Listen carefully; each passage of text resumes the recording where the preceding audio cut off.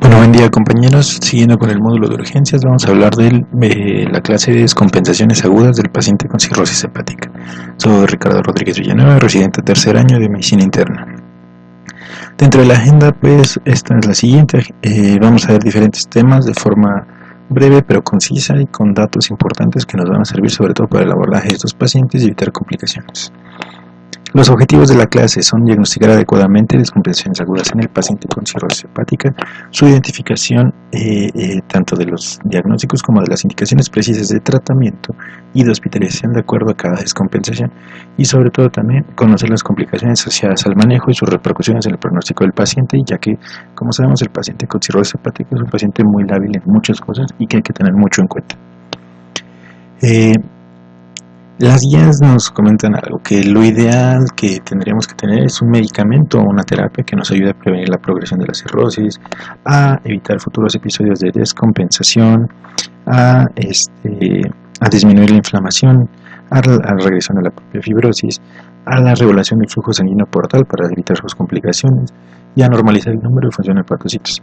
Pero por desgracia actualmente ese tratamiento no existe, por lo tanto lo que nos recomiendan es que hay que tratar la etiología de la cirrosis hepática en la mayoría de lo posible y también evitar todos los factores que puedan llegar a favorecer una descompensación. Como parte de la fisiopatología, pues vamos a tener que los pacientes con cirrosis hepática pues se van a caracterizar por tener una falla hepática, que o en algunos pacientes no va a ser propiamente por cirrosis hepática, pero pueden tener una falla hepática aguda. Pero los de cirrosis se van a caracterizar por tener hipertensión portal, lo cual va a generar que por diferentes mecanismos pueda favorecer una vasodilatación esplácnica y sobre todo favorecer una disfunción cardiovascular. Esto a su vez mediado por la translocación bacteriana, por el favorecimiento de producción de algunas citocinas proinflamatorias, que va a aumentar toda la reacción inflamatoria que pueden tener estos pacientes o que se incluyen como alteraciones inmunológicas del paciente con cirrosis, y también puede favorecer a la liberación de radicales libres, que por lo tanto perpetúe esto y que genere un daño, teniendo tanto una disfunción adrenal, consideran también que podrían generar encefalopatía hepática, disfunción renal o falla renal y síndrome hepatopulmonar, que esto ya es algo más avanzado que veremos en el módulo de neumología. Bueno, como les comentaba, pues vamos a tener una disfunción circulatoria con vasodilatación esplácnica, y que esto va a favorecer una inflamación excesiva y que va a aumentarse todavía, o que va a dispararse con lo que es un proceso infeccioso, que va a aumentar todavía más la producción de citocinas proinflamatorias, que va a favorecer un deterioro rápido a nivel cardiovascular y también va a generar una hipoperfusión a nivel tisular. Esto teniendo un daño directo en diferentes órganos, como lo es en el hígado, en el cerebro, en las glándulas suprarrenales o en el intestino, o incluso en el riñón, y esto favoreciendo las complicaciones propiamente, que veremos ahorita algunas de ellas. Las complicaciones como tal son estas, vamos a abordar prácticamente todas. Estas vienen en las guías europeas y esta es la guía propiamente de encefalopatía de la Asociación Americana de Gastroenterología, y el tema de hemorragia gastrointestinal pues se verá por aparte. Para empezar, nada más quería dar unas escalas que son importantes tenerlas en cuenta con todos los pacientes con cirrosis hepática, como la escala de Child-Pugh, la cual tengan por entendido que es una escala pronóstica, que va a hablar estos datos: ascitis, encefalopatía, los niveles de bilirrubina, de albúmina y el INR. Y dependiendo del puntaje nos va a dar una sobrevida a 1 y a 2 años. Esto hay que tenerlo en cuenta porque es muy importante para algunas decisiones que va a haber que tomar con los pacientes, sobre todo muchas relacionadas con trasplante. El MELS, que es otra escala que también tiene prácticamente una implicación pronóstica y que también nos ayuda para el requerimiento de trasplante hepático. Hay dos escalas de MELS, la MELS original y la MELS sodio, que esta es una escala que ocupa el sodio, ya que vieron que esto aumentaba mucho su sensibilidad y especificidad, así como su área bajo la curva, y nos ayuda a estratificar pacientes mayores de 12 años para una lista de espera en trasplante hepático y el pronóstico de los pacientes con cirrosis hepática, sobre todo en los contextos de TIPS, de hemorragia varicial, de cirugías y de hepatitis alcohólica aguda. Otras escalas, que estas no son propiamente para todos los pacientes cirróticos, y en pacientes ya con conocimiento que tengan cirrosis, pues no tienen tanta utilidad, pero esta escala, el APRI, que es una relación entre el AST y el plaquetas, nos ayuda a conocer la probabilidad de cirrosis hepática, que dependiendo de esta fórmula que la tenemos aquí, pues podemos determinar si tiene una fibrosis significativa, severa, o si ya tiene una cirrosis establecida. Tiene muy buena correlación esto que es totalmente clínico y de laboratorio con la biopsia hepática, con esta sensibilidad y especificidades. El FIB-4, que es otra escala que también, nada más recordar que el APRI sobre todo es para pacientes, está validado para pacientes con hepatitis C, pero en algunos estudios se ha visto que se podría llegar a traspolar esta información, pero realmente todavía hay una validación exacta para otras patologías. Con respecto al FIB-4, pues prácticamente es para pacientes que tengan factores de riesgo para una enfermedad hepática y se puede usar para va a ir una progresión de la fibrosis o valorar cirrosis en pacientes con hepatopatía ya conocida. Esta es la fórmula que bien solo ocupa AST, ALT y plaquetas y la edad. Realmente es muy sencilla, pero pues bueno, vienen las calculadoras y dependiendo de esto pues nos puede calcular un nivel de fibrosis que también tiene una muy buena relación con los niveles por biopsia. Otra escala que esta está valorada para pacientes con hepatitis no alcohólica.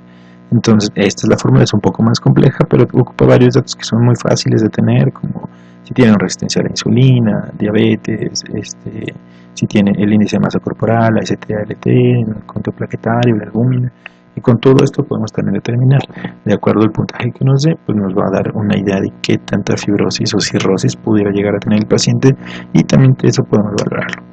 Y por último que ya no es uno de los factores una de las escalas de cirrosis, sino el factor R, que nos va a ayudar, sobre todo para un abordaje. Igual en algunas de estas patologías que vamos a ver no nos va a hacer mucho, pero pues sí hay que tenerlo en cuenta, sobre todo cuando tenemos una elevación de bilirrubinas que no tenemos muy claro de dónde es la etiología, pues nos ayuda y ocupa lo que es ALT y fosfatasa alcalina, y con estos dos parámetros, de acuerdo a esta relación que se ejerce con esta fórmula, pues podemos considerar si la elevación de bilirrubinas que tenemos es por un daño hepatocelular, un daño mixto o un patrón colestásico, y por lo tanto, ¿qué es lo que tendremos que hacer?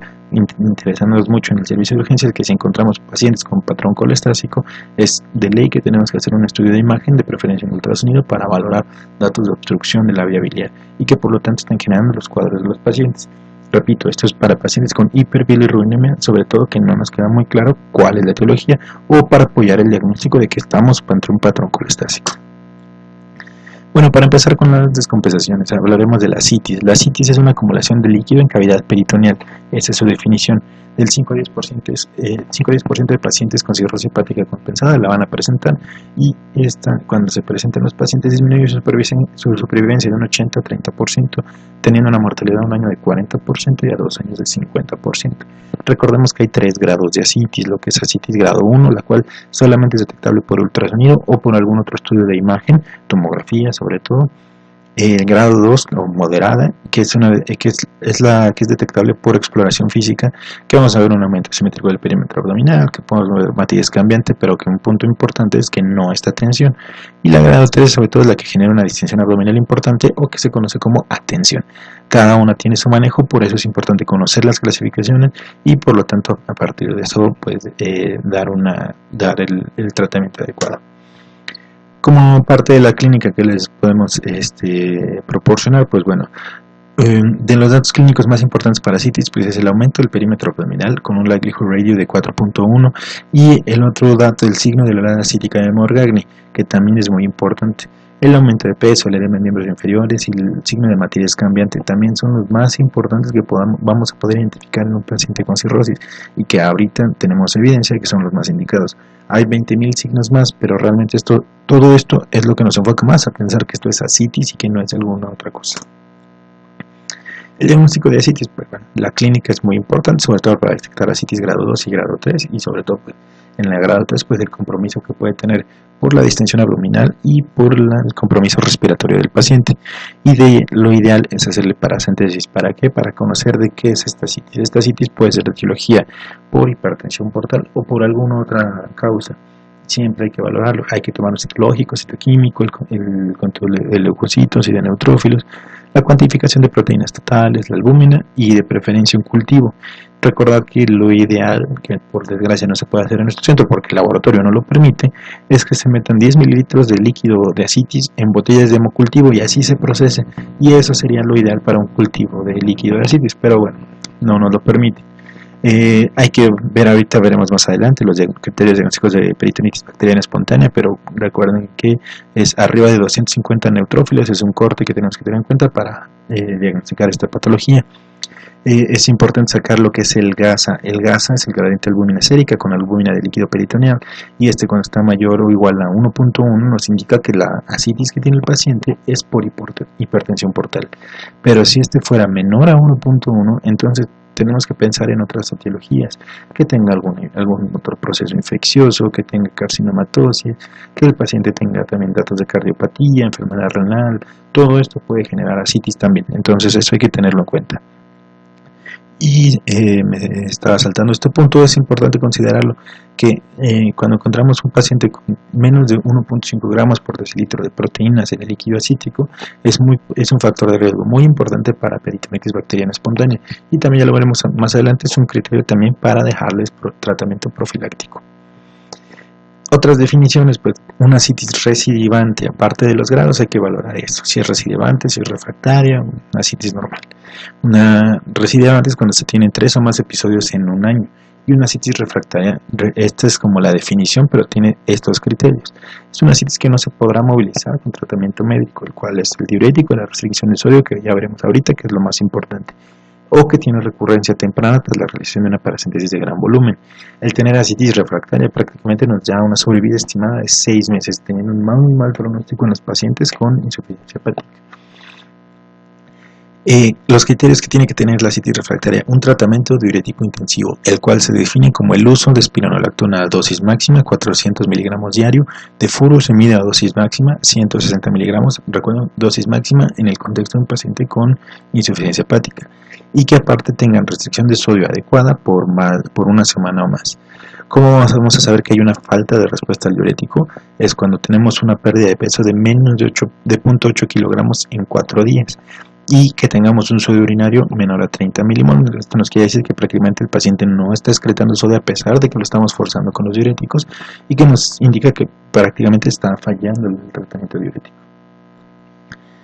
Las complicaciones inducidas por diuréticos son la encefalopatía, la lesión renal, que ya más adelante veremos su definición, hiponatremia inducida por diuréticos, hipoviprecalemia debajo de 3 o mayor a 6, y calambres musculares que sean incapacitantes. Son otros criterios que también se tienen que tener los tres prácticamente para detectar que esta es una ascitis refractaria.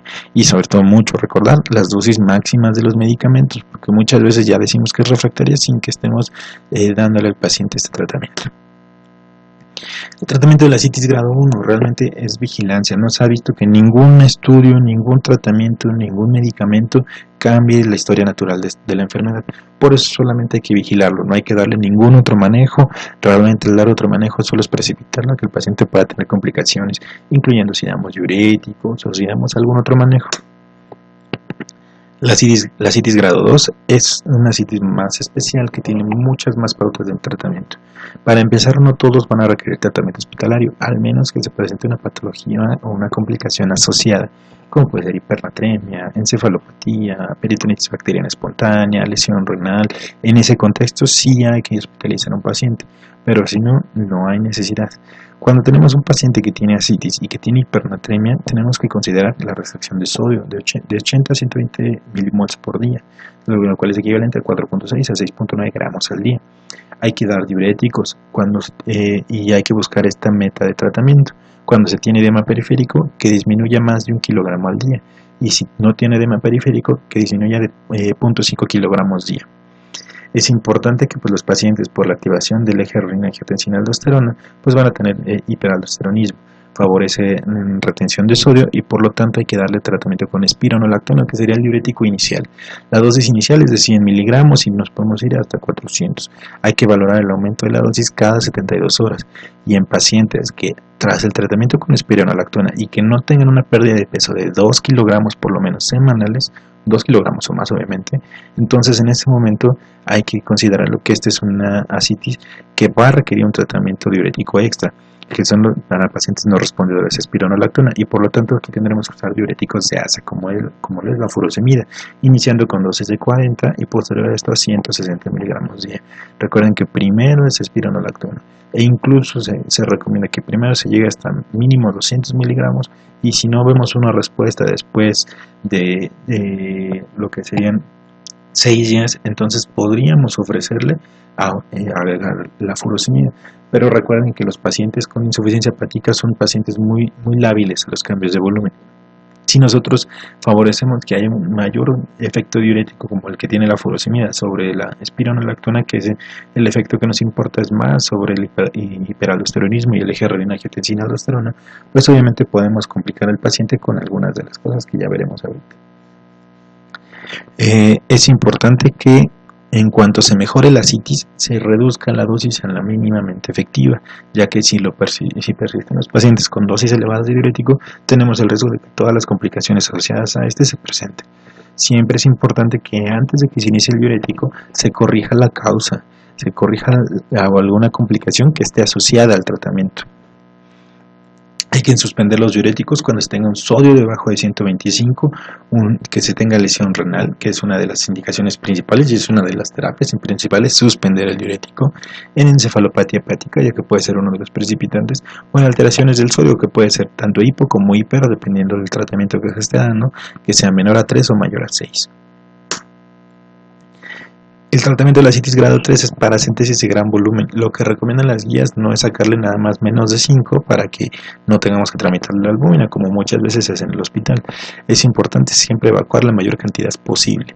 Siempre. ¿Por qué? Porque evitamos la exposición del paciente a un procedimiento invasivo, como lo es una paracentesis, que a pesar de que es un procedimiento de bajo riesgo, que incluso se llega a hacer con toda la seguridad en pacientes con INRs mayores a 1.5 y con menos de 50.000 plaquetas, a diferencia de otros procedimientos como colocación de un catéter central o una punción lobar, que a veces sí nos causa un poquito más de problema tener estos parámetros de laboratorio.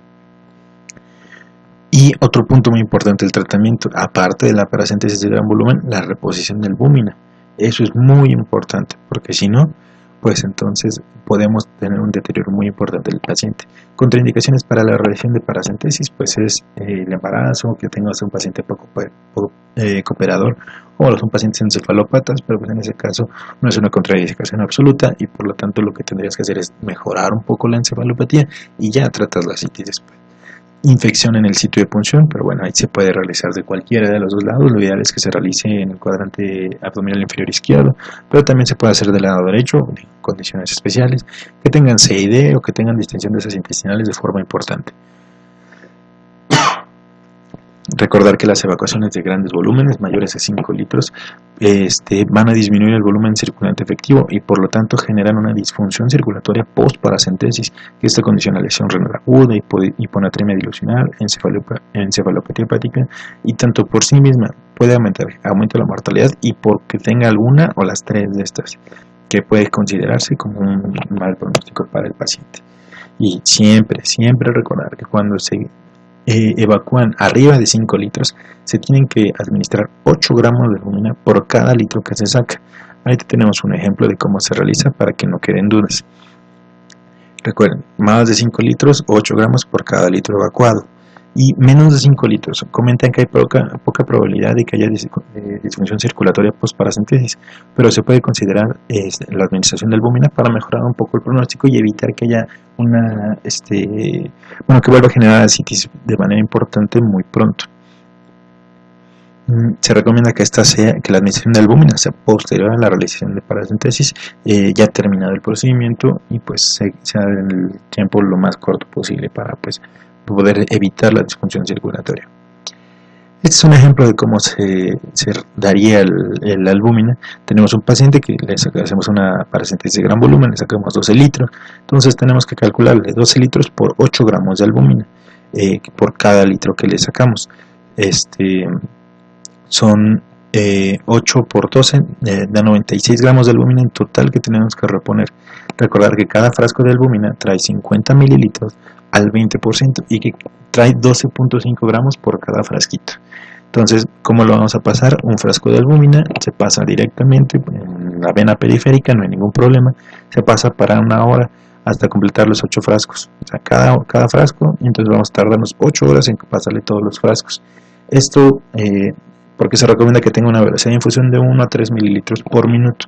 Si nos pasamos esto, a veces podemos generar alguna sobrecarga de volumen en el paciente, entonces por eso hay que darlo a esta velocidad para evitar alguna reacción adversa a la administración. Realmente no hay ningún problema con esto, es una terapia muy sencilla y que muchas veces en medicina interna no lo hacemos, pero es algo que nos va a ayudar y que le va a ayudar mucho al paciente y evitar que tenga un colapso circulatorio y complicaciones por la paracentesis de gran volumen. Bueno, para la citis refractaria, pues el tratamiento no va más allá, solamente que recordar que pues ya el paciente difícilmente te va a responder a un diurético. Entonces, ¿qué hay que hacerle? Paracentesis de gran volumen con la administración de albúmina. Hay que darle diuréticos solamente cuando el sodio urinario esté arriba de 30. Si no está en este valor, entonces lo ideal es suspenderlo, porque solo vamos a favorecer que el paciente pueda presentar lesión renal o hiponatremia y con efectos deleterios sobre él. Le podemos dar propanolol por su efecto beta-bloqueador y que nos ayuda a disminuir la presión portal y por lo tanto disminuye la producción de líquido de ascitis. TIPS o derivaciones portosistémicas, que estas son efectivas para tratar la ascitis, pero el problema es que tienen muchas complicaciones. Presentan alrededor del 50% de pacientes con TIPS, presentan encefalopatía hepática y 80% van a presentar estenosis de las TIPS, por lo tanto pues van a tener complicaciones. Su indicación más fuerte sería para ascitis tabicada y ascitis recidivante, pero realmente no es algo que se haga de manera rutinaria y se ha visto mucho mejor pronóstico en los pacientes que se les hace paracentesis de gran volumen con albúmina. Midodrina, que es un agonista alfa-1, también se puede dar, pero no es una recomendación tan fuerte para darla, y es para casos de ascitis refractaria que no van a responder y que no hay manera de dar un tratamiento extra. Bueno, pasando a estas complicaciones, la hiponatremia. A diferencia de los pacientes de forma general, pues la hiponatremia en los pacientes con cirrosis hepática se considera con un valor debajo de 130. Recordar que la hiponatremia en cualquier paciente es un factor para aumentar la mortalidad y menor sobrevida si se va a someter al paciente a trasplante hepático. Vamos a tener dos hiponatremias en los pacientes con cirrosis hepática, la cual va a ser la hipervolémica, que es la más frecuente, que se va a caracterizar porque va a haber una hipersecreción de vasopresina, que no va a ser por regulación osmótica, va a aumentar la absorción de sodio a nivel proximal, aumenta el agua libre, se expande el líquido extracelular y por lo tanto que vamos a tener ascitis y edema, que esto va a ser la característica clínica de los pacientes. Y en hipovolémica, va a ser sobre todo asociada al uso de diuréticos. Vamos a tener un balance negativo de sodio, va a haber mayor pérdida de sodio con pérdida de líquido extracelular, y por lo tanto van a tener ausencia de ascitis y edema en general, ya que no van a tener tanto líquido extracelular como los pacientes con hipervolemia. El tratamiento de forma práctica para la hiponatremia hipervolémica, vamos a tener que mantener un balance de agua negativo. Una restricción hídrica es más que suficiente, pero en pacientes con hiponatremia hipovolémica aquí hay que considerar una expansión de volumen. Lo ideal es que se haga con solución salina al 0.9%, obviamente vigilando que el paciente no haga lesión renal y que sobre todo pueda estar relacionada con el cloro. En ese caso, pues solución más balanceada podría ser lo ideal, como una solución Harm. Para una hiponatremia hipovolémica, la solución hipertónica solamente se recomienda cuando hay síntomas importantes, como ya sabemos cuáles son: dificultad respiratoria, somnolencia, convulsiones o coma, que no cambia mucho con la población en general, y se recomienda no corregir en más de 8 milimoles al día, ya que esto puede tener un pronóstico muy malo en el paciente. Y también comentan o recomiendan la administración de albúmina. No hay una evidencia tan franca con esto, pero también puede favorecer a recuperar los niveles de sodio. Otro tratamiento que ya es solamente para la hiponatremia hipovolémica es el uso de peptanes, los cuales son antagonistas selectivos de receptores B2 en el tubo colector, inhibiendo la acción de la vasopresina. Esto está indicado para pacientes que tienen hiponatremia menos de 125 y se recomienda máximo por un mes de acuerdo a las guías europeas, pero realmente no hay indicación por la FDA para dar el tratamiento y solo se ha usado en ensayos clínicos, y aparte es muy caro para los otros tratamientos que realmente podemos dar. Peritonitis bacteriana espontánea, otra descompensación que también es muy importante hablar. Se define como la infección bacteriana del líquido de ascitis y que no tengas una fuente de infección tratable por cirugía abdominal. Se conoce también antes como peritonitis primaria, y es importante conocer todos los factores de riesgo o precipitantes para una peritonitis bacteriana espontánea: la disfunción hepática, la presencia de shunts portosistémicos, disbiosis de la microbiota, inmunodeficiencia asociada a la cirrosis, translocación bacteriana y uno muy importante, el uso de IBP. La prevalencia de esto en pacientes ambulatorios es de 1.5 a 3.5 y hospitalizados similar al 10%, y va a tener una mortalidad alrededor del 20%, obviamente mayor en pacientes que tengan datos de choque séptico o de sepsis propiamente. Dentro de las definiciones pues tenemos la peritonitis bacteriana espontánea, obviamente, asociada a los cuidados de la salud, la cual se va a diagnosticar en las primeras 48 horas de admisión hospitalaria, pero que el paciente tiene que tener la relación o el contacto con cuidados a la salud, hospitalizaciones, diálisis, que vayan al servicio de urgencias en los últimos 90 días. Nosocomial cuando el diagnóstico se lleva a 48 horas posterior a su ingreso hospitalario. La comunitaria es la que se va a tener dentro de las primeras 48 horas de ingreso y que no vas a tener un contacto con los centros de cuidado de salud en los últimos 90 días. Es importante recordar que cuando hay una peritonitis multidrogoresistente, esto pues obviamente nos da un pronóstico un poco malo para el paciente, ya que pues va a haber que darle tratamientos dirigidos de acuerdo a la sensibilidad del cultivo, y va a haber que iniciar tratamiento con medicamentos de un poco mayor aspecto que los del tratamiento empírico inicial.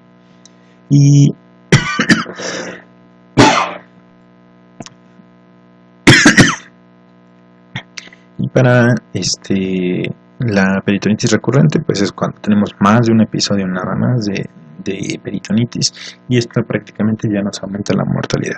Y sobre todo es importante porque para estos pacientes vamos a tener que dar profilaxis a partir del segundo episodio. A partir del primer episodio, una profilaxis secundaria. Los factores de riesgo más importantes son las proteínas en el líquido acético. Realmente como factor de riesgo el más importante es debajo de 1, pero ya lo veremos para la profilaxis, sobre todo primaria. Se considera un puntaje de menos de 1.5 de proteínas en el líquido acético, ya que en esta cantidad 24% de los pacientes generan PB, comparado con los pacientes que tienen más de esta cantidad en un solo 4%. La disminución de la concentración sérica de 25-hidroxivitamina D, que el paciente tenga hemorragia de tubo digestivo alto, sobre todo que tenga relacionado con etiología varicial, que tenga alteraciones en los receptores tipo 2. También se ha visto que ya hay un mayor porcentaje de pacientes que presentan PB en caso de tener esas alteraciones. El uso de inhibidores de la bomba de protones aumenta casi en 3 veces el riesgo de tener peritonitis bacteriana espontánea, con un odds ratio de 2.77 y 2.94. No se sabe exactamente bien cuál es su finalidad, pero cuál es la razón, pero pues como todos sabemos, al evitar la acidificación del jugo gástrico, pues permitimos la entrada de otras bacterias. Realmente hay algunos estudios que nos hablan de seguridad, pero que usen el outcome propiamente de peritonitis bacteriana no es algo principal. Los factores de riesgo para recurrencias: pacientes que tengan una bilirrubina arriba de 4, que tengan el tiempo de protrombina debajo del 45% del establecido, las proteínas del líquido acético y que albúmina sérica debajo de 2.85. El diagnóstico va a ser tanto la parte clínica y lo que es el estudio del líquido acético a través de una paracentesis, que ahí dependerá de cómo está el paciente. Si es una citis grado 2 y que requiere un manejo no tan fuerte o no una paracentesis de gran volumen, pues solo requerimos una paracentesis diagnóstica. Pero si tiene ascitis grado 3, pues hay que darle una paracentesis que sea diagnóstico y terapéutico. Es importante considerar que el cuadro clínico van a ser síntomas o signos locales de peritonitis: dolor abdominal, que a veces puede ser difuso, puede tener datos de irritación peritoneal, descompresión dolorosa, puede incluso a veces hasta presentar Giordano, puntos ureterales, pero todo generalmente es de forma muy inespecífica, muy generalizado, y muchas veces no rebota, pero también se puede tener. Y los síntomas o signos sistémicos de inflamación, pues prácticamente lo que ya conocemos es datos de respuesta inflamatoria: que tenga fiebre, que tenga taquicardia, que tenga pérdida del estado de alerta, que esté con taquipnea, que esté con hipotermia, hipertermia. Todo esto pues es reflejo de que hay algo más que está produciendo una inflamación, y eso hay que también considerarlo como parte de un cuadro clínico. pero también lo más importante es que el paciente que tenga citis y que le hacen la citometría por flujo o microscopía para determinar el conteo de neutrófilos, encuentran más de 250, es ya el criterio de diagnóstico más importante para una peritonitis bacteriana espontánea. Se considera el corte de 250, pero también se recomienda que cuando ya tienes más de 500 hay mucha certeza, pero también hay que tener en cuenta que cuando son todavía mucho más elevados el conteo de neutrófilos, posiblemente no sea solo una peritonitis bacteriana espontánea, sino que posiblemente tengas alguna otra patología que te pueda condicionar esta inflamación importante, como puede ser una patología quirúrgica abdominal, una perforación, hablando de el cultivo es importante, pero no es totalmente necesario, ya que tenemos un 40% de pacientes que salen positivos y el resto, el 60%, salen negativos, conociéndose como PBE de cultivo negativo. Pero realmente no es importante. Como les comentaba, lo que recomienda la guía es que se haga en botellas de hemocultivo y que se metan de 2 a 4, cada una con 10 mililitros. Por lo tanto, al tener una muestra para síntesis diagnóstica, tomar de 20 a 40 mililitros para meter el cultivo y que tenga un mayor rendimiento a solo meter uno. Por desgracia, en el laboratorio, pues muchos lo han intentado, compañeros del servicio de gastro nos lo han comentado y no lo aceptan de esta manera.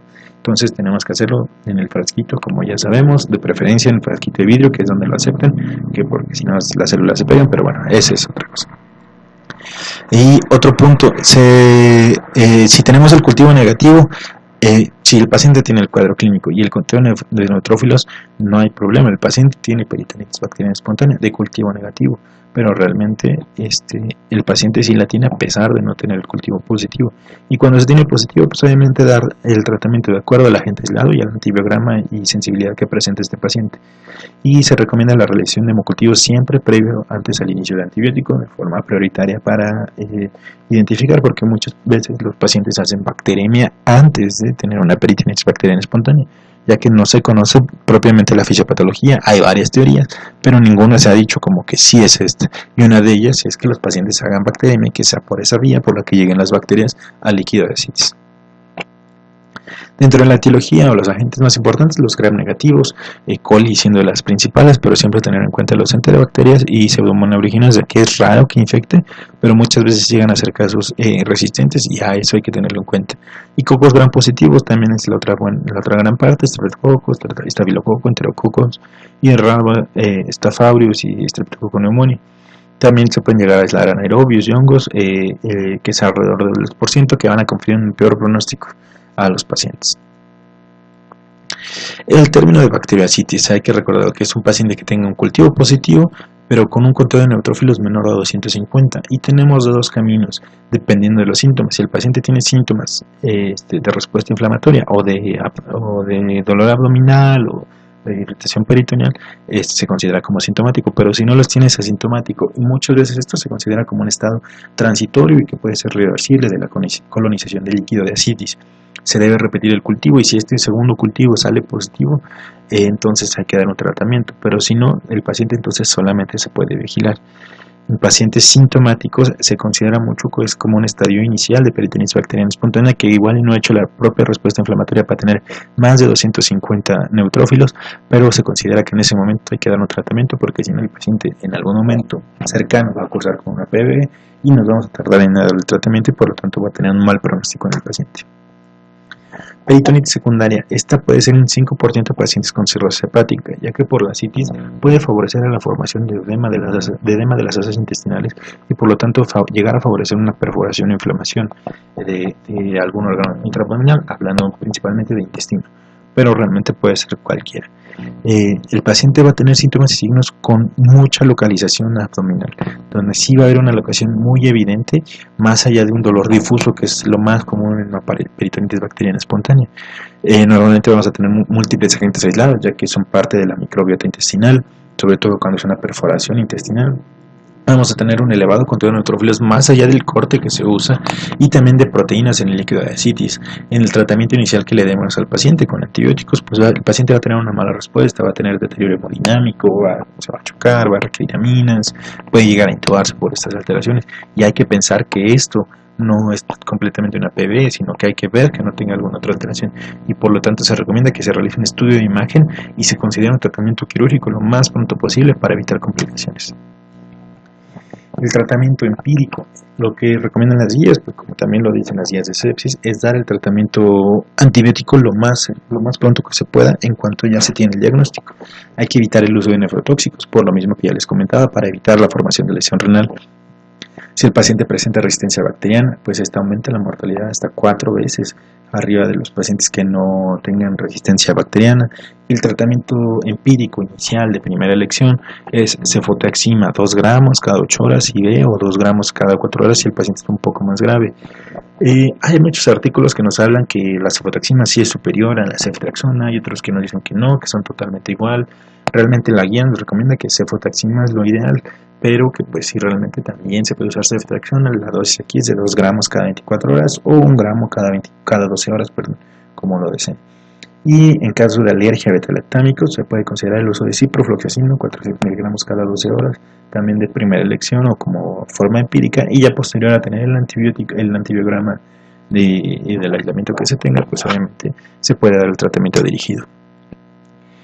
Dentro del tratamiento empírico, sobre todo para casos que pueden ser comunitarios o asociados a cuidados de la salud y también nosocomiales leves que tenga en una población donde se tenga baja prevalencia de bacterias multidrogón resistentes, la cual no es la nuestra, se puede dar piperacilina tazobactam a dosis de 3.375 miligramos cada 6 horas o en una infusión de 4 horas pasarle la misma dosis, pero va a ser solo cada 8 horas pasar esta infusión. También se puede, en pacientes que están un poco más deteriorados, se puede dar meropenem con o sin glicopéptidos, especialmente hablan de daptomicina, pero también puede ser vancomicina, porque realmente nosotros no lo tenemos, sobre todo para casos graves y nosocomiales con alta prevalencia de bacterias multidrogón resistentes. También ertapenem está indicado, pero pues realmente en estos pacientes va a ser de mucha importancia el cultivo, si no, pues será continuar con algunas de estas dos terapias. Y siempre tomar en cuenta el desescalamiento de acuerdo al antibiograma que tengamos. Es importante valorar la eficacia de tratamiento. Para esto vamos a tener de varias formas. El deterioro hemodinámico que tenga el paciente, que empeoren los síntomas del paciente. Esto nos es indicativo de que el tratamiento antibiótico no está siendo efectivo, ya que prácticamente muchos antibióticos tienen muy buena penetración a nivel de líquido de ascitis, entonces no hay tanto problema por eso, sino que realmente el problema es que no le estamos dando al germen adecuado y por eso hay este deterioro. Y el punto más importante para saber que vamos bien con el tratamiento de una peritonitis es hacer una paracentesis de control a las 48 horas y tenemos que valorar que el control leucocitario en el líquido disminuye en un 25%, más de un 25%, perdón. Si disminuye menos de un 25% en el control a las 48 horas de iniciado el tratamiento, hay que considerar que posiblemente tengamos que escalar el tratamiento antibiótico y obviamente pues valorar lo demás. La duración del tratamiento ideal para peritonitis bacteriana espontánea es de 5 a 7 días. Se ha visto que terapias menores no tienen un buen efecto y terapias mayores en tiempo realmente no vamos a tener un beneficio mayor al que se tiene con 5 a 7 días, que obviamente tendremos que individualizar con cada paciente. Y otro punto muy importante del tratamiento de la peritonitis bacteriana espontánea es el uso de albúmina, la cual se tiene que dar en las primeras 6 horas de iniciar el tratamiento antibiótico. ¿Por qué? Porque esto nos va a ayudar a evitar el deterioro hemodinámico, ya que nos ayuda a preservar un volumen circulante efectivo más fácil, nos ayuda una peritonitis bacteriana espontánea pues también nos puede generar una falla hepática severa, una falla hepática aguda sobrecrónica, encefalopatía hepática, síndrome hepatorenal o por lo menos lesión renal, y todo esto aumentar la mortalidad por lo menos en un 20% a pesar del tratamiento. Las dosis de albúmina es diferente a la que se da para reponer en pacientes que se les hace paracentesis de gran volumen, 1.5 gramos por kilogramo de peso al momento del diagnóstico, o sea la primera dosis, y a los 3 días de tratamiento darle una dosis de 1 gramo por kilogramo. Esto nos va a ayudar a disminuir el síndrome hepatorenal de un 30 a un 10%, la mortalidad la disminuye de un 29 a un 10%, y vamos a tener mayor efectividad de esto si tenemos creatinina mayor o igual a 1 o bilirrubinas mayor o igual a 4. En este metaanálisis, pues lo importante es para que vean la necesidad de que le tramitemos al paciente la albúmina. A veces, pues sí, estamos sobrecargados de trabajo y todo, pero tenemos que hacerlo por el beneficio del paciente. Si hay algunas terapias que han generado o hemos visto un muy buen impacto en la mortalidad del paciente, es esto, darle albúmina a los pacientes con PBE. ¿Por qué? Porque vean cómo está a favor de la albúmina para la falla renal, cómo está a favor de la albúmina para la mortalidad. Por eso siempre es importante administrarles albumin a todos los pacientes con PV para evitar estas complicaciones. Y la profilaxis para la peritonitis bacteriana espontánea, para el sangrado de tubo, cuando se tiene sangrado de tubo digestivo, se recomienda o norfloxacino o ceftriaxona 1 gramo cada 7 días, cada 24 horas por 7 días, y de norfloxacino 400 miligramos cada 12 horas, igual por 7 días. Cuando se tiene función hepática normal es más indicado el norfloxacino, pero cuando hay cirrosis, como vamos a ver la mayoría de pacientes, lo indicado aquí es ceftriaxona, ¿sí? Sobre todo en pacientes que tengamos con ascitis, con ictericia, con encefalopatía o con malnutrición, la ceftriaxona va a ser como que lo más indicado. En pacientes que tengan líquido de ascitis con menos de 1.5 gramos por decilitro de proteínas, aquí lo indicado es darle profilaxis primaria. Esta es la profilaxis primaria, que va a ser lo ideal con norfloxacino 400 cada 24 o ciprofloxacino 500 cada 24 también. Esto pues lo tenemos que tener prácticamente hasta que el paciente le trasplanten el hígado o el paciente se muera. Entonces eso es importante que lo conozcan. Y la profilaxis secundaria es después de un episodio, nada más con que haya tenido un episodio, le tenemos que dar profilaxis con norfloxacino 400 miligramos igual de día hasta que el paciente lo trasplanten o el paciente se muera o resuelva la ascitis o mejore la función del hígado, que pues, prácticamente solo lo vamos a tener cuando tengamos un hígado nuevo. Otras infecciones bacterianas en el paciente con cirrosis es importante también verlo, ya que tiene una mortalidad hasta de 25 a 30% en pacientes hospitalizados, y al mes prácticamente la mortalidad es del 30% y a un año es del 63%. Cualquiera de estas infecciones, cuando es nosocomial, aumenta la mortalidad de un 25 a 48%, y si es comunitaria de un 7 al 21%.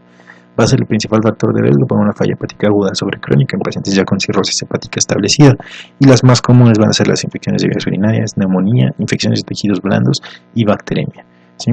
Todo esto pues a partir de lo que ya veíamos previamente, está muy relacionado con el estado inflamatorio que hay de manera crónica por la colestasis, por la producción de productos reactivos de oxígeno, también sobre todo por la inmunodeficiencia asociada a cirrosis. Todo esto pues condiciona que se generen estas infecciones y nos va a conferir un peor pronóstico cuando estemos en contexto de una endocarditis, peritonitis secundaria, neumonías o bacterias. En caso de infecciones de vías urinarias, aquí hay que individualizar porque tenemos que ver si es una infección comunitaria, si está asociada a los cuidados de la salud o si es nosocomial. Si es comunitaria, pues realmente podemos dar ciprofloxacino o trimethoprim, pero si el paciente tiene sepsis, prácticamente tenemos que irnos a cefalosporinas de tercera generación o piperacilina tazobactam. Y en pacientes que están asociados a cuidados de salud, hay que valorarlo como una infección nosocomial, y solamente si presenta sepsis hay que darle tratamiento de amplio espectro, si no, pues se puede ir con un tratamiento un poco más sencillo. Y en casos nosocomiales, cuando son no complicadas, como una IBU baja, podemos dar fosfomicina o nitrofurantoína, no hay mucha diferencia con pacientes normales, o sin falla hepática, pero si presenta datos de sepsis, meropenem con vancomicina sería como el tratamiento ideal. En el caso de neumonías, vamos a lo mismo, ¿no? Cambia mucho. Cuando es comunitaria, se recomienda dar piperacilina tazobactam o ceftriaxona con un macrólido o levofloxacino o moxifloxacino. Estas guías, recordar que son de 2018 y que el año pasado, 2019, salieron las recomendaciones donde prácticamente el levofloxacino, bueno, las quinolonas respiratorias ya no son una recomendación tan fuerte para darlas, y que incluso ya se está viendo mejor el descontinuar estos medicamentos del uso para las infecciones respiratorias.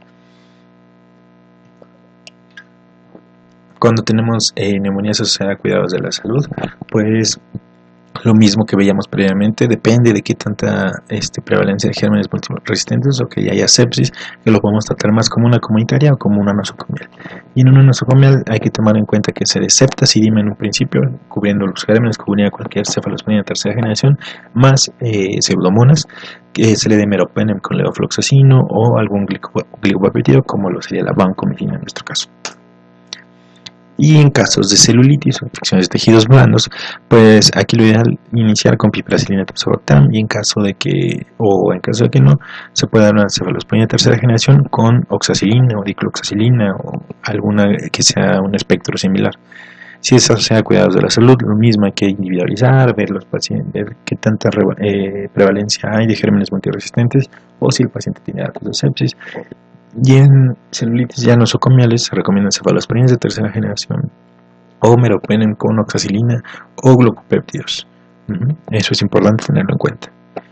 Lesión renal, esto también es muy importante que lo recuerden. La lesión renal aguda en el paciente con cirrosis hepática no es lo mismo que en todos.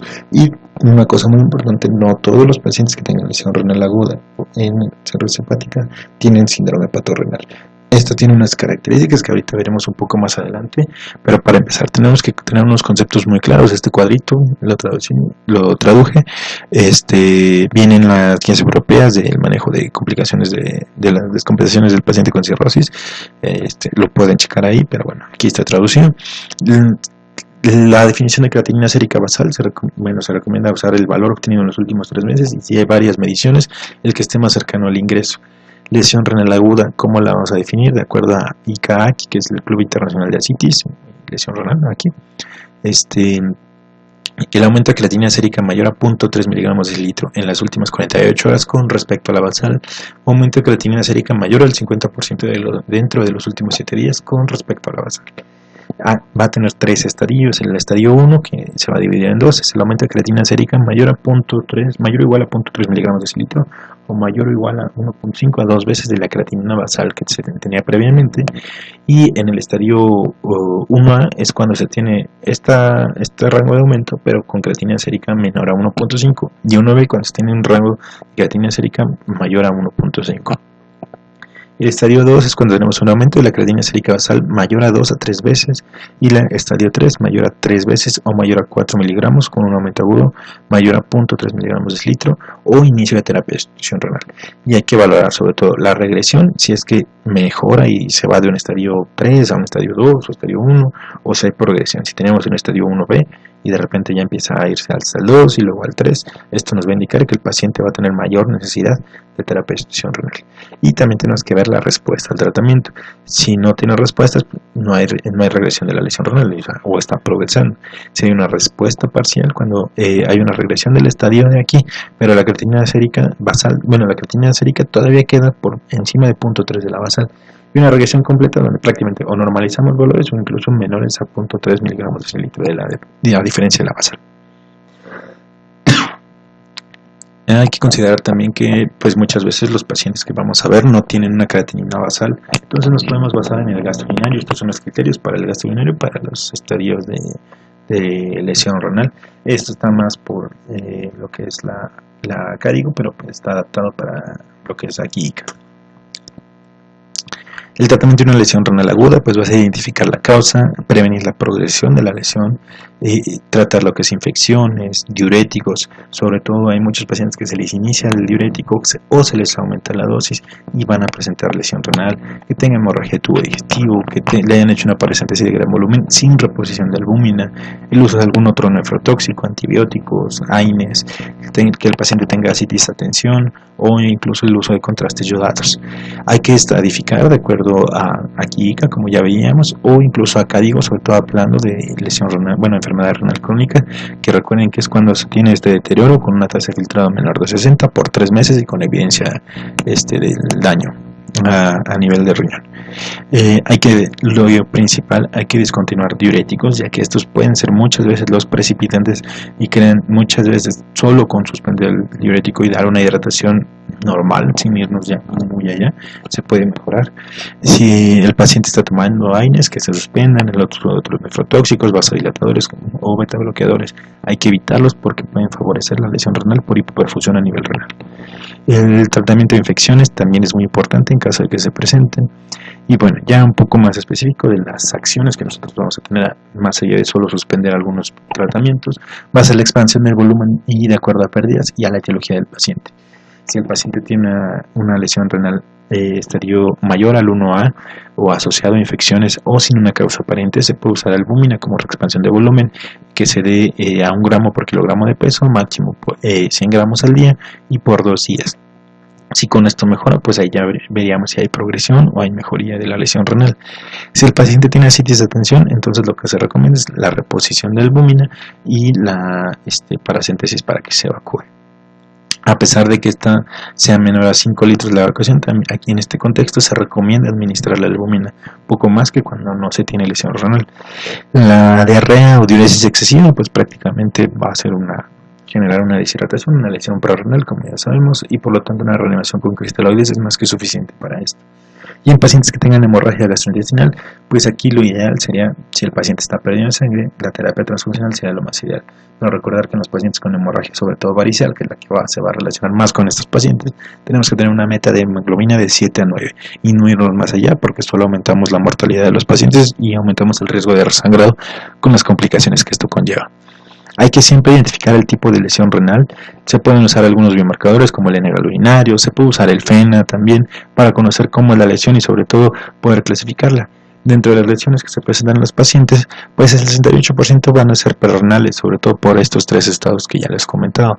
Puede ser también intrarrenal, sobre todo asociada a medicamentos, diuréticos o AINES o algún otro nefrotóxico que generan una NTA, que va a ser la mayoría de estos casos, y por renales pues ya va a ser más raro, pero también ya podemos llegar a ver pacientes que tengan falla hepática y que tengan también hiperplasia prostática y estén con globo vesical, lo que no estén orinando.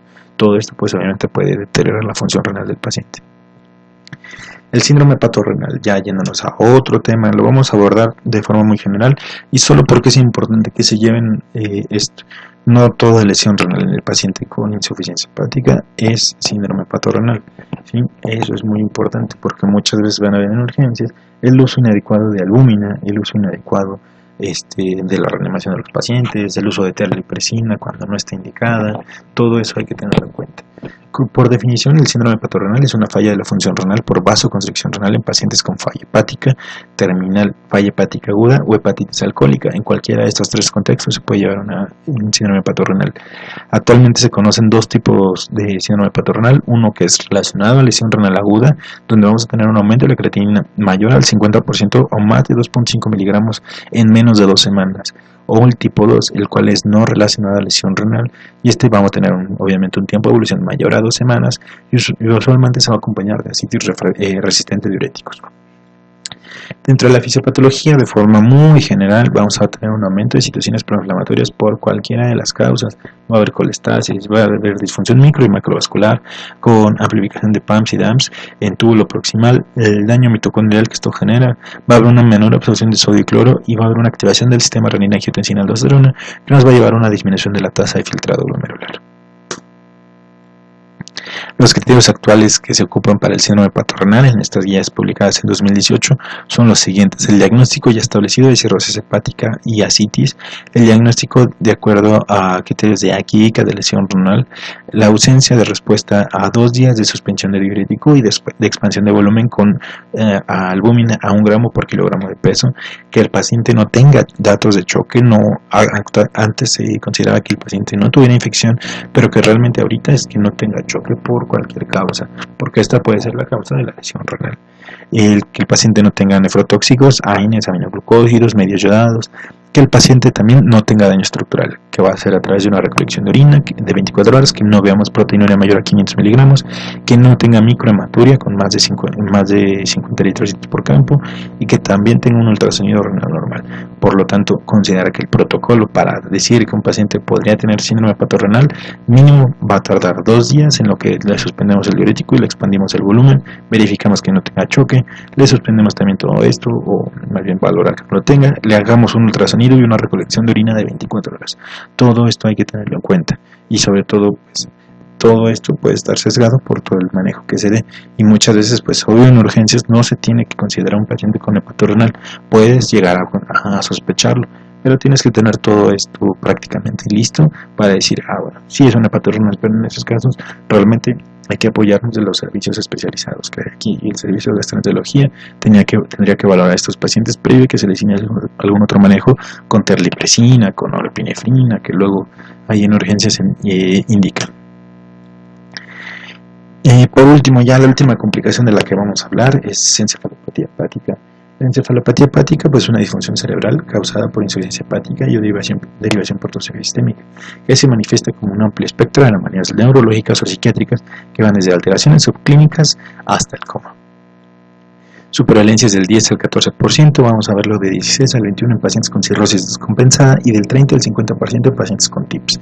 5 a 25% de los pacientes con cirrosis hepática van a presentar un episodio de encefalopatía en los primeros 5 años y va a tener un odds ratio de 4.4 para el reingreso en menos de 30 días cuando se tiene un episodio de encefalopatía. En encefalopatía severa aumenta la mortalidad hasta el 50% al año y si reciben trasplante la sobrevida obviamente mejora a 5 años al 70%. Hay que considerar que muchos pacientes con cirrosis hepática van a tener una encefalopatía hepática encubierta o mínima o subclínica o como le quieran decir, y estos van desde un 20 a un 80%, ya que realmente la forma de diagnosticar esta es a través de test psicométricos para evaluar que hay algún tipo de deterioro y que nos pueda condicionar esto. Hay que ver en esta gráfica cómo comparan que los pacientes que tienen falla hepática aguda sobrecrónica como a mayor mortalidad cuando tienen encefalopatía hepática que cuando no la tienen, con diferencia significativa. Y lo mismo cuando sí tienen falla hepática aguda sobrecrónica, cuando hay encefalopatía hepática la mortalidad es mucho mayor, vean que llega casi hasta el 60-65% comparada a la que no tiene encefalopatía, donde está alrededor del 50%. De forma muy general, la fisiopatología, vamos a tener la falla hepática, va a haber inflamación, la cual va a generar citocinas proinflamatorias, va a generar estrés oxidativo y va a aumentar la permeabilidad y el flujo sanguíneo cerebral. Y por lo tanto va a favorecer que ante el contexto de que haya hiperamonemia, va a llegar mayor flujo sanguíneo al cerebro y va a pasar más fácil a los astrocitos con edema cerebral y pues por lo tanto generando la encefalopatía. Aquí este esquema me gustó porque pues también aquí vemos dónde actúan los diferentes tratamientos que hay actualmente, donde los realmente recomendados para encefalopatía propiamente es rifaximirina y un poco los probióticos en este caso. Y la lactulosa realmente va que es el tratamiento de base, va a actuar en esta parte, en la hiperamonemia, así mismo que el LOLA. Entre los factores precipitantes en los cuadros episódicos iniciales, las infecciones es lo más común. Dentro de las infecciones de vías urinarias es la causa más común de encefalopatía hepática. Sangrado de tubo digestivo, dosis que se inicie un diurético o que se dé una dosis mayor de diurético de la que ya se tenía previamente. Esto puede condicionar que el paciente genere encefalopatía hepática. Alteraciones hidroelectrolíticas, constipación, que también siempre es importante tenerlo en cuenta en los pacientes con cirrosis hepática y que ya hayan tenido encefalopatía hepática. Hay que darles un tratamiento profiláctico con lactulosa y tenerlos con evacuaciones de 2 a 3 al día, es lo que recomiendan para poder dar un tratamiento adecuado. Y cuando es recurrente, aquí cambian un poquito el orden, pero realmente son los mismos factores de riesgo o factores precipitantes.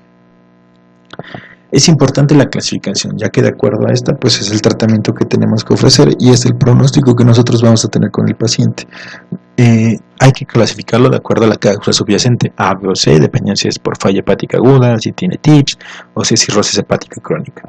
La temporalidad, que sea episódica, que haya más de 6 meses entre cada episodio, que sea recurrente, que haya menos de 6 meses entre cada episodio, o que sea persistente, que los síntomas sean persistentes todo el tiempo, y esto sobre todo lo vamos a ver en la encefalopatía hepática mínima. Hay casos más severos con este tipo de característica, pero no es lo más frecuente.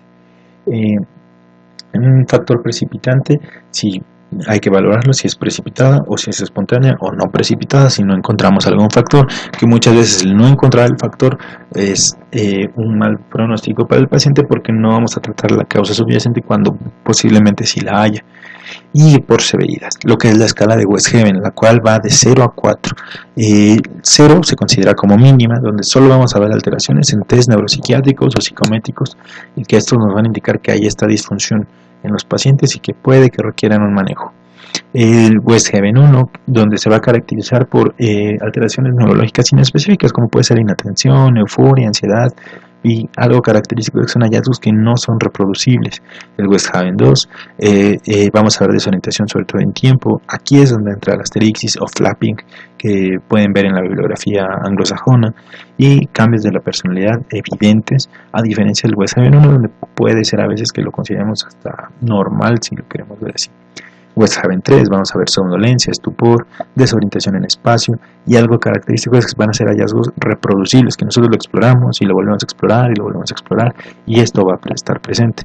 Y sobre todo algo muy importante, a diferencia del West Haven 4, es que sí hay respuesta al estímulo doloroso, sobre todo cuando el paciente está estuporoso, y en cambio en un West Haven 4 el paciente prácticamente está en coma, y la falta de respuesta al estímulo doloroso es el punto más importante.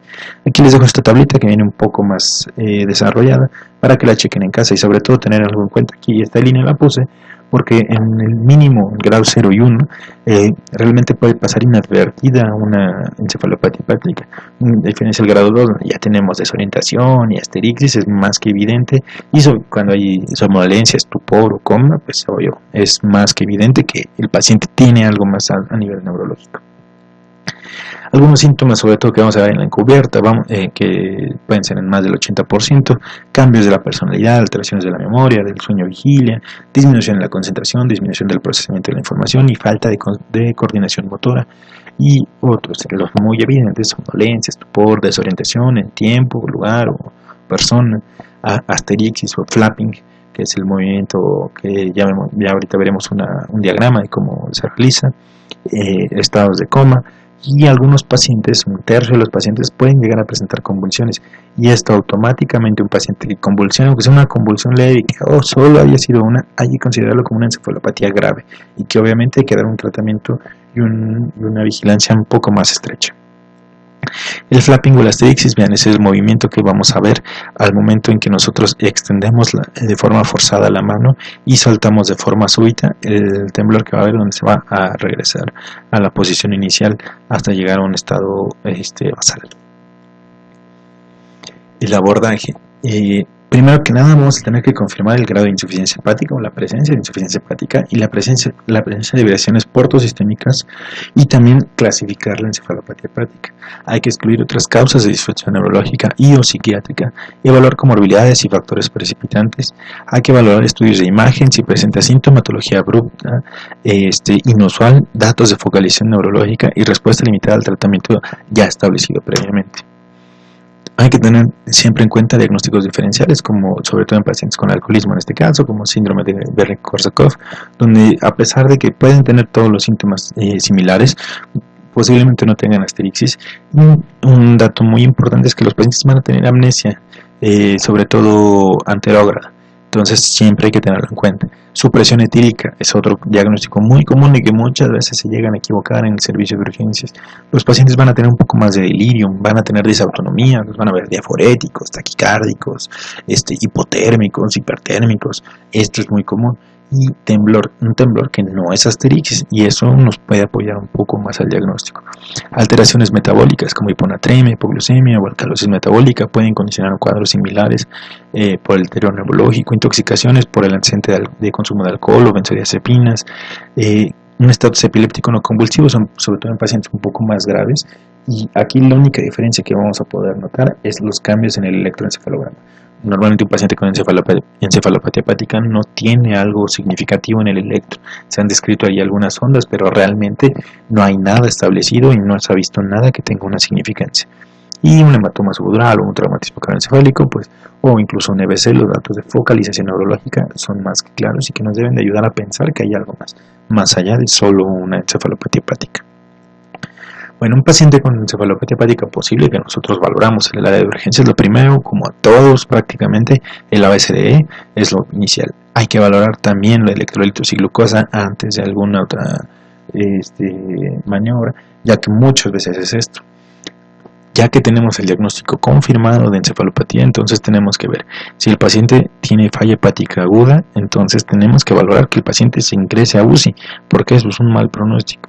Y un paciente con alteraciones de la vía aérea, hay que irnos prácticamente también a la UCI y también obviamente considerar la ventilación. Pero recuerden, siempre denle un tratamiento inicial al paciente antes de intubarlo. Realmente muchas veces el tratamiento con lactulosa, con rifaximina, va a hacer que los pacientes tengan una mejoría neurológica impresionante, más allá de cómo llegaron. Y si ustedes luego cuando llegan lo intuban, no le van a dar esa oportunidad. Obviamente un paciente que no te responda, que tenga desaturación, no tienes que pensarlo, pero si ves que no hay tanto ese problema, que realmente lo respiratorio hasta cierto punto está conservado, se le puede dar la oportunidad antes de tener esa maniobra invasiva, ya que obviamente puede tener consecuencias en los pacientes, infecciones nosocomiales o complicaciones asociadas a lo mismo. Hay que considerar si tenemos un factor precipitante, entonces si lo tenemos, pues obviamente lo ideal es dar el tratamiento también para ese factor, además del tratamiento base para la encefalopatía. Si es una infección, si se dieron diuréticos, si tiene antecedente de alcoholismo en ese momento, o si hay malnutrición, pues obviamente dar el tratamiento para cada cosa. Pero si no hay un factor precipitante especificado, entonces tenemos que empezar el tratamiento. Rifaximina y lactulosa prácticamente son las dos cosas que más nos van a ayudar. Actualmente lo que es el ornitina, el aspartato, es otra de los tratamientos que más evidencia han dado, pero realmente lo ideal es lactulosa y después rifaximina. Y ya dependiendo de cómo vaya a responder el paciente, pues es lo que vamos a considerar. Pero sobre todo en pacientes que no se tenga un factor precipitante, que tengan una falla hepática aguda, hay que considerar el trasplante hepático. Sabemos que en nuestro centro pues es muy difícil, pero hay que tenerlo en cuenta. Bueno, como parte del abordaje y del tratamiento, pues hay que identificar y tratar estos factores precipitantes, ya que muchas veces el 90% de veces que hay un factor precipitante, se trata este factor, se resuelve la encefalopatía hepática sin siquiera a veces darle tratamiento, pero normalmente pues se le da. Hay que buscar la disminución de la absorción y de la producción de amonio y favorecer su eliminación. Hay que reducir la inflamación sistémica, preservar y mejorar el estado nutricional y prevenir nuevos episodios de encefalopatía, como ya veremos. En pacientes que tengan alteraciones de la deglución, hay que valorar la colocación de una sonda nasogástrica para la administración de medicamentos, lactulosa, rifaximina, siempre y cuando no tengan antecedentes de sangrado varicial, sobre todo reciente, porque muchas veces eso no lo tomamos en cuenta. Y pues si el paciente tiene su varice esofágica, nosotros le pasamos la sonda, rasgamos la varice y ya no solo tiene encefalopatía, tiene hemorragia gastrointestinal, y aparte de tener ese cuadro de descompensación, pues obviamente aumentamos su mortalidad. El tratamiento inicial y lo más importante que van a ver que para el tratamiento de una encefalopatía es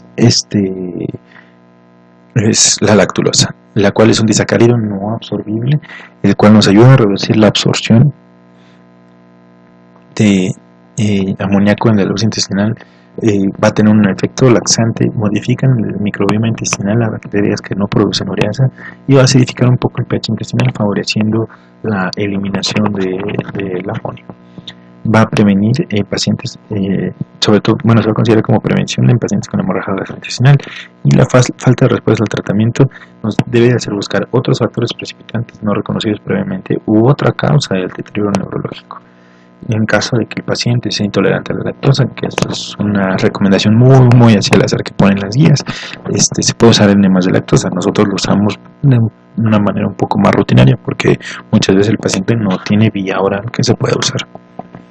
La lactulosa, la dosis inicial que se recomienda, sobre todo en un paciente con encefalopatía aguda en ese momento, se recomienda que se den 25 mililitros cada 1 a 2 horas hasta tener evacuaciones disminuidas en consistencia. Ya que tengamos esto, entonces se debe dar una dosis de mantenimiento, la cual debe ser para tener 2 a 3 evacuaciones al día y tener una dosis de 30 a 60 mililitros dividida en 2 a 3 dosis. De preferencia una dosis reducción al tener lo mínimamente necesario para mantener este número de evacuaciones. Y en caso de que el paciente no admita la vía oral, entonces lo que se tiene que dar es por administración rectal con enemas de lactulosa, ya sea que tenga una retención de 30 a 60 minutos, 200 gramos cada 4 a 6 horas hasta poder usar la vía oral. Y en caso de que no tengamos lactulosa o no queramos pasar la lactulosa por vía rectal, se pueden dar los enemas de lactosa. Se recomienda que sean al 20%. La guía pone una cifra de 200 gramos en 800 a 1000 mililitros, pero vean eso, nada más es 1 litro pasarlo en la cavidad rectal. Es un poquito complicado, entonces se puede dar la misma concentración a volúmenes un poco más bajos con 100 gramos en 500 mililitros de agua.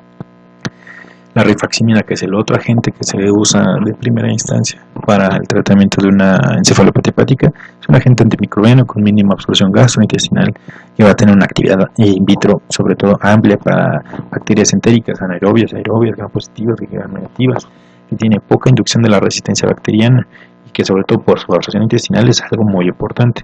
Va a disminuir la frecuencia de hospitalizaciones y el tiempo entre cada episodio de encefalopatía que puede presentar un paciente, y esta se debe de considerar sobre todo en caso de no mejorar con lactulosa a las 48 horas, teniendo las evacuaciones que se deben de tener, no nada más porque se la demos y no evacúa y no mejora la encefalopatía, pues obviamente no lo podemos considerar así. La dosis inicial se recomienda una dosis de 550 miligramos cada 12 horas, pero realmente esta presentación es muy difícil encontrarla en México, es más fácil encontrarla de 200 o 400 miligramos cada 8 horas vía oral, siempre darlo en conjunto con lactulosa. Y con respecto a medicamentos similares como lo es el metronidazol o namicina, que tienen una acción a nivel intraluminal muy importante, se ha visto una eficacia muy similar, pero el problema es que han tenido muchos efectos adversos, ya que tiene una mayor absorción que la rifaximirona, mucho mayor, y que por lo tanto en el contexto del paciente con falla hepática, que puede tener falla renal, pues estos medicamentos se pueden llegar a contraindicar, y por eso no se recomienda de forma rutinaria, pero como opción se pueden usar. El ornitina, el espartato, LOLA, como se le dice comúnmente, es una sal estable de los aminoácidos ornitina y espartato. Va a proporcionar sustratos metabólicos para el ciclo de la urea, la síntesis de glutamina en el músculo esquelético y estimula la detoxificación del amoníaco, disminuyendo las concentraciones de amoníaco. Recordando que propiamente los niveles de amoníaco a nivel sérico no implican un pronóstico, un diagnóstico, un terapéutico, nada, no nos indican nada, por eso no se miden de forma rutinaria. Muchas veces se han usado para comparar los efectos de algún medicamento, pero realmente no tiene ninguna implicación en el manejo del paciente.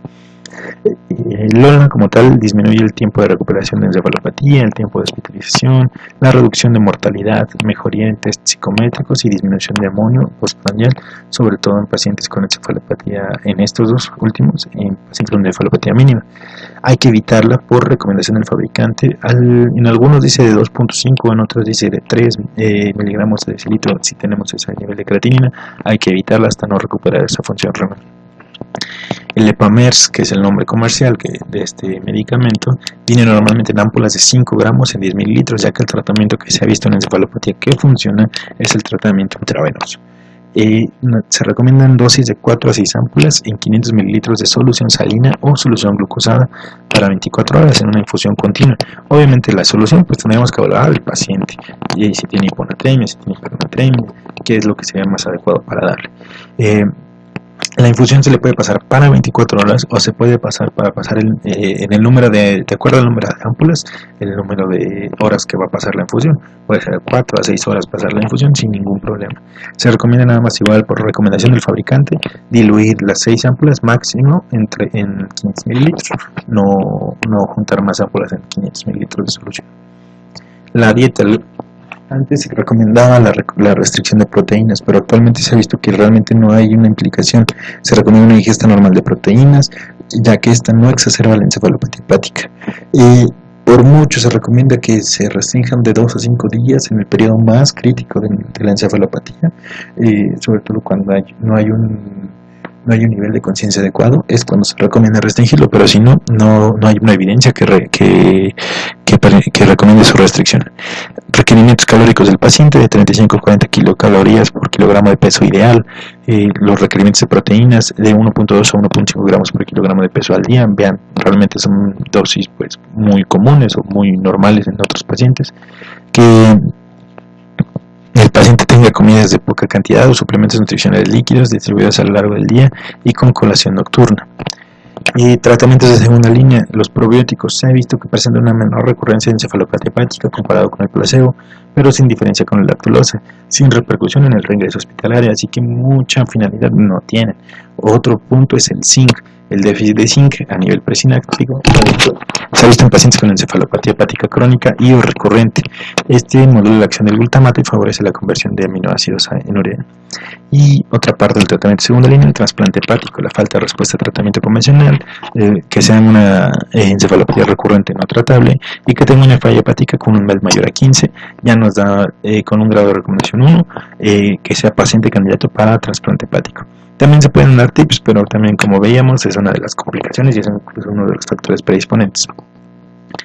La profilaxis primaria no está indicada prácticamente, al menos que haya algún factor que esté persistente, que no sea modificable. Hay muy pocos, eso es individualizarlo con cada paciente.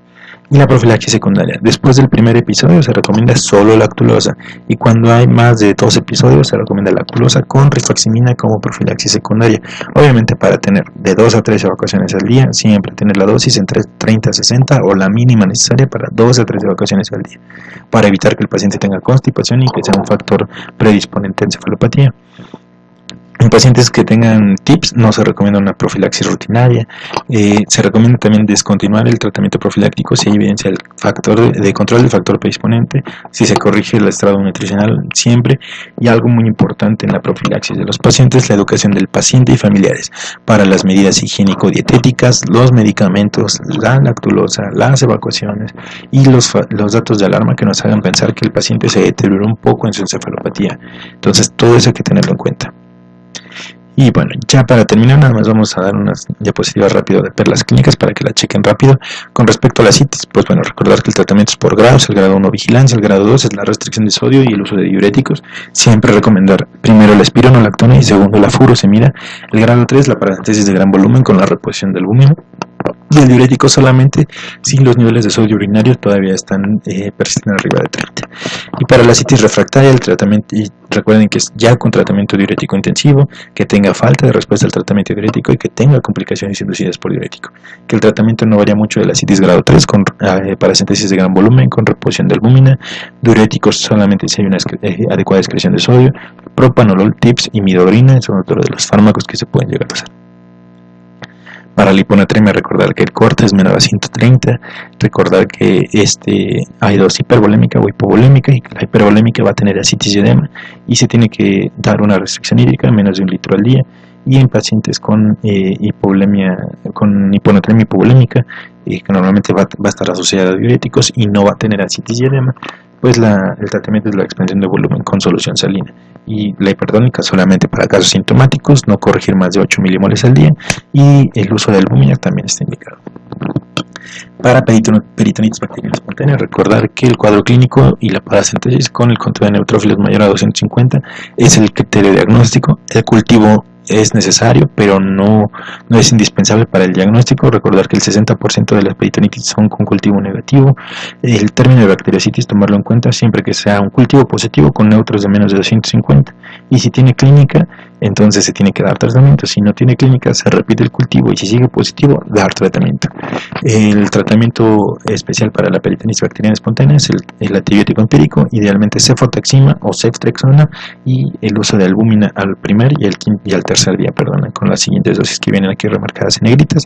Y la profilaxis para pacientes con hemorragia varicel, ceftriaxona; para pacientes con profilaxis primaria que tengan proteínas en el líquido acítico menor a 1.5 con norfloxacino, y para pacientes que tengan más de un cuadro, tras el primer cuadro más bien, da igual norfloxacino 400 cada 24. En caso de infecciones bacterianas, recordar que te da un outroide para mortalidad de 3.7, que es el principal factor para falla hepática aguda sobrecrónica, y siempre evitar el uso de antibióticos nefrotóxicos. Aquí tener en cuenta para las diferentes infecciones, para la peritonitis bacteriana espontánea, para las infecciones urinarias, neumonía y celulitis, los tratamientos ideales o iniciales que se pueden dar. Para la lesión renal aguda, pues obviamente recordar la definición, que es el aumento de la creatinina sérica mayor a 0.3 en las 48 horas o más del 50% en los 7 días, los 3 estadios que existen, y lo importante, identificar la causa y clasificar la lesión renal, siempre tratar la causa y suspender fármacos asociados como los diuréticos, que eso es algo muy importante. La expansión del volumen, solamente que tenga pacientes con aquí mayor a 1A, que esté más bien asociado a infecciones o que no tenga alguna causa, la expansión con albúmina. Si no, pues es realmente el tratamiento dirigido a la causa. Si tiene ascitis de tensión, una paracentesis de gran volumen con albúmina. Si tiene diarrea o diuresis excesiva, reanimación con cristaloides. Y si tiene hemorragia, pues terapia transfusional para tener metas de 7 a 9 de hemoglobina. Síndrome hepatorenal, les dejo los criterios diagnósticos. Recuerden, es el diagnóstico de cirrosis hepática y ascitis, diagnóstico de lesión renal aguda, de acuerdo a los criterios de AKI-ICA, ausencia de respuesta por 2 días de suspensión de diurético y expansión de volumen con albúmina, la ausencia de choque, el uso que ya el paciente no tenga nefrotóxicos y que no tenga daño estructural macroscópico en recolección de orina de 24 horas y de ultrasonido, y que tampoco tenga microhematuria. Y por último, encefalopatía, los factores precipitantes, infecciones es de los más importantes, pero hemorragia, diuréticos, alteraciones hidroelectrolíticas y constipación. Las clasificaciones por causa subyacente A, B y C, por falla hepática aguda, TIPS y cirrosis, por temporalidad episódica, más de 6 meses entre cada episodio, recurrente, menos de 6 meses entre cada episodio, y persistente, que siempre estén ahí los síntomas. Que esté precipitada o que sea espontánea o no precipitada. Por Westhaven, que sea mínima, que donde solo vemos alteraciones en los tests. 1, principalmente inatención. 2, desorientación en tiempo y asterixis. 3, somnolencia, estupor y desorientación en espacio. Y el 4, coma. Y recuerden, el diagnóstico en este caso es el cuadro clínico y el descarte de otras patologías que pudieran estar asociadas, como hiponatremia e hipoglucemia. Y el tratamiento inicial, lactulosa, 25 mililitros cada 1 a 2 horas para que tengas evacuaciones líquidas. Y cuando pase esto, entonces dar la dosis de 30 a 60 en 2 a 3 dosis para tener de 2 a 3 evacuaciones diarias. Se puede dar la administración rectal con 200 gramos cada 4 a 6 horas hasta que se tenga una vía oral, o los enemas de lactosa al 20%, que recuerden, para un volumen más adecuado de 100 gramos en 500 mililitros. Rifaximina, la dosis que hay normalmente aquí en México, de 400 cada 8 horas, se pueden conseguir las de 400 a las de 200, y el Lola o el Pomers, lo que se recomienda que sean 4 a 6 ámpulas en 500 mililitros, para pasarlos a una velocidad de una ámpula por hora prácticamente, y que se haga esto cada 24 horas hasta que mejore el paciente. Y bueno, eso sería todo. Espero que les haya quedado claro. La idea de esta clase es que fuera muy concisa. En la presentación que subí al Drive hay otras diapositivas donde podrán ver un poco más desarrollados los temas con un poco más de calma. Es importante que lo chequen, que conozcan esto, sobre todo porque va a tener implicaciones en el diagnóstico y en el pronóstico de los pacientes. Que nosotros hagamos bien las cosas a diferencia de lo que pueden llegar a hacer los médicos de urgencias. Eso es lo más importante. Y pues bueno, hasta aquí la clase. Si tienen alguna duda, no duden en preguntar en el Drive.